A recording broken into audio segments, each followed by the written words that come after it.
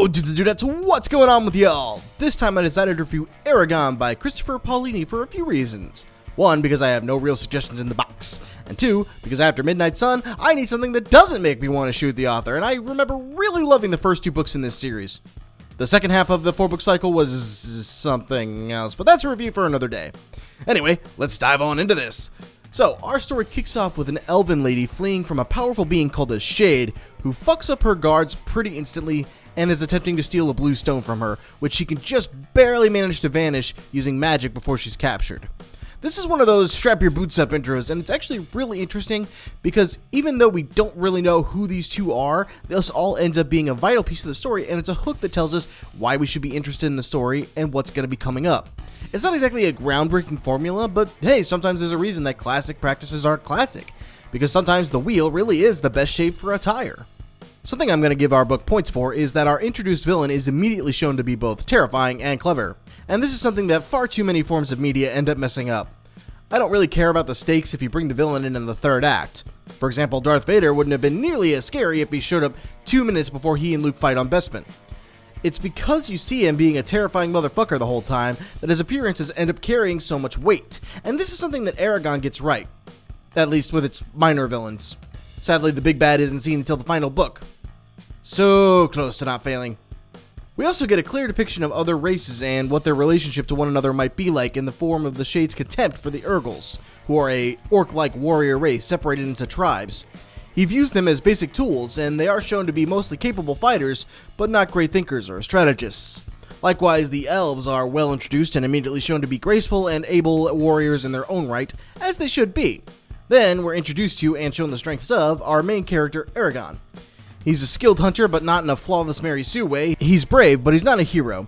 And his greatest strength thus far is his willingness to brave an allegedly haunted mountain range for his food for his family. However, he ends up failing in the first hunt of the book, and it quickly becomes shown that he's a bit too headstrong and doesn't always think things through. He accepts meat from a member of his village, saying that he'll work off the debt to them in the spring, but later admits he doesn't know how he's going to manage to do this while managing the chores around his family's farm.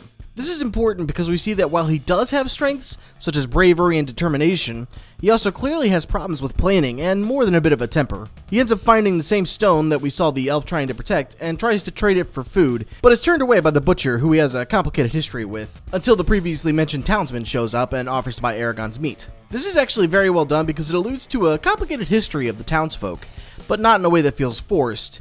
This ends up feeling like a real place where people actually live and work around one another.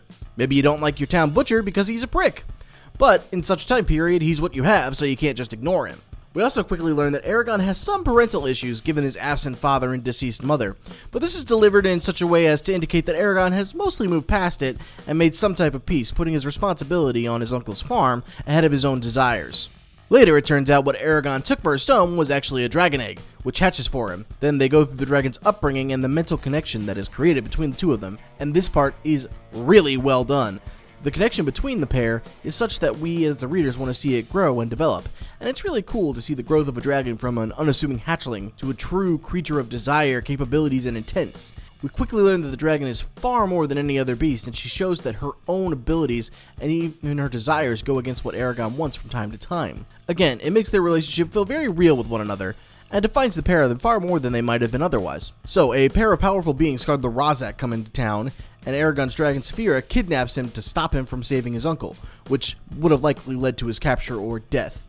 This is actually interesting because it shows a deep and caring intelligence on the part of the dragon, while still allowing each character to be an individual and unique without putting them truly at odds with one another, which can be a very tiring trope. Later, Eragon and the town's local wizard and storyteller Brahm leave to track down the Razak and try to get revenge for killing Eragon's uncle, as well as be sure that his dragon is hidden from the other townsfolk. This actually helps create an aura of importance around the dragon, when even the local characters treat it with reverence instead of just a commonplace beast. There's a real importance placed on her having her own intelligence and desires, in addition to the classic pride that dragons are so often depicted as having. Over the course of their travels, Brahm helps train Eragon in the ways of the sword and eventually teaches him how to use magic, which is an innate ability for those who have dragons. The magic actually has a pretty interesting set of rules in this world. See, magic is a problem in the worlds of fiction. Obviously, it shouldn't be able to just do anything because that's broken. So how do you limit it, but keep it magical? Well, Eragon delivers a set of rules like this. You need to know the words that you want to use to accomplish what it is you're trying to do, as well as the physical energy to do what you want, even including the phrase, using magic costs just as much energy as if you used your arms and back. So, trying to trip someone from a mile away could take enough energy to radically tire or possibly even kill someone. This is just one example of the rules around magic, and there are many, including a unique form of mind reading that I quite liked. The point is, the world is real and thought out with its rules regarding magic. Good book. The end result of this all is that Eragon ends up hitting about the first third of the hero's journey, and it's cliche as fuck. This all serves a reason. It fucking works. Yes, it's cliche to be raised by distant family members and always feel out of sorts and want more of a life, but it works. I mean, replacing certain aspects of the story and you basically have a copy-paste of Luke Skywalker. Let's see, little orphan raised by relatives in solitude suddenly gets taken under wing of funky wizard dude. Learns that he's been destined to have powerful gifts, but between the two of us, I think I got the cooler stick. Swing it. But those aspects that are unique are well done enough that I can't accuse the story of being lazy. And plus, it's just good. Basically, it's a case of if it ain't broke, don't fix it. As they journey onward, we get to see more and more of Safire's personality, and it's pretty impressive. She is proud, yes, but also caring and even battle-eager from time to time. She displays a respect for characters such as Braum, but also shows anger with Eragon after he spends a week or so riding a horse instead of riding on her back as a dragon rider. She understands the need to stay out of towns when they have to stop and shop, but also threatens to tear the town to shreds if Eragon is put in danger. The end point is that the dragon is every bit as much a central character as Eragon himself is, instead of merely being a pet, and I appreciate that fact. Eragon and Braum end up being captured, during which Braum is killed, which is quite a touching moment as he had come to be something of a surrogated father for Eragon. And we learn that he used to be a dragon rider instead of merely a wizard as he claimed. Eragon is captured but managed to realize he's being drugged so he can't use magic, and he goes through an extreme fast so that he can actually use magic to free himself. Then he ends up helping a captured elf, and they flee towards a town of rebels in a mountain range who oppose the Empire. Again, reeks a bit of Star Wars, but again, it's good, so I don't find that I can blame it. Through this journey, they meet up with Murtagh, a skilled fighter who helps Eragon in his travels, and becomes something of a brother for him. So, while fleeing from the group of monsters trying to save the life of the elf they helped rescued, it's revealed that Murtagh's father was the servant of the evil king/dictator, and it's actually handled very well because it's something that helps serve a major plot point later on in the story. And it's nice to see a moment like this being properly plotted out and acknowledged, unlike, say, Palpatine coming back in Episode 9. During this conversation, Eragon and Murtagh argue about the group of rebels called the Varden and the Empire. While Murtagh agrees that the king is dark and should be taken out, he actually approves of the Empire as a system, and it's kind of cool to see a bit of ideology pop in. Although it doesn't really go so far as to take away from the story. Once again, taking another page from Star Wars in that maybe the Empire does some good things, but when it's run by a nasty BBEG, a coup really isn't out of the question. As the group makes their way to the Varden, the story takes a sharp left. See, while the Varden are allegedly the good guys, it also quickly becomes clear that they play heavy mind games and aim for political leadership over one another. And a wrong practice can bring your time to an end, and it's actually pretty interesting. That being said, it's also something that is talked about far more than it ends up actually affecting a lot of things. For all the talk of this, and in the future books about Eragon's vows being conflicting, they ultimately really don't stop him from doing what he wants to do.